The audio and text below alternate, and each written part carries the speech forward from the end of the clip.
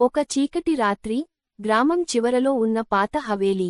కిటికీలు పగిలిపోయి తలుపులు గాలికి కదులుతున్నాయి.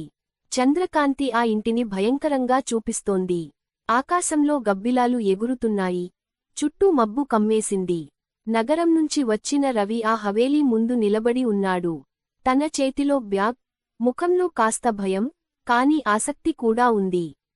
పాత తలుపు నెమ్మదిగా తెరుచుకుంటుంది. లోపల చీకటి వ్యాపించి ఉంది.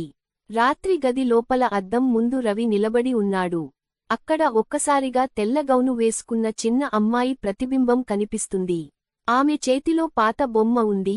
నవ్వుతూ, నాతో ఆడతావా అని అడుగుతుంది. రవికి గుండె జారి పడుతుంది. తరువాత రోజు రవి గదిలో గోడలు రక్తపు మచ్చలతో కనిపిస్తాయి. గోడపై మమ్మల్ని వదిలేయ్ అని ఎర్ర అక్షరాల్లో రాసి ఉంది. వాతావరణం మరింత భయంకరంగా మారుతుంది. రాత్రి మళ్లీ రవి ఆ శబ్దాలు విని గదిలోకి వెళ్తాడు. అమ్మాయి ముఖం ఒక్కసారిగా విరూపమైపోతుంది.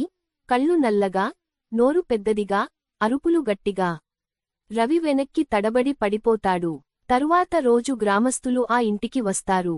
అక్కడ రవి మృతదేహం నేలపై పడిఉంటుంది. కాని అద్దంలో మాత్రం అతని ప్రతిబింబం ఇంకా కదులుతోంది.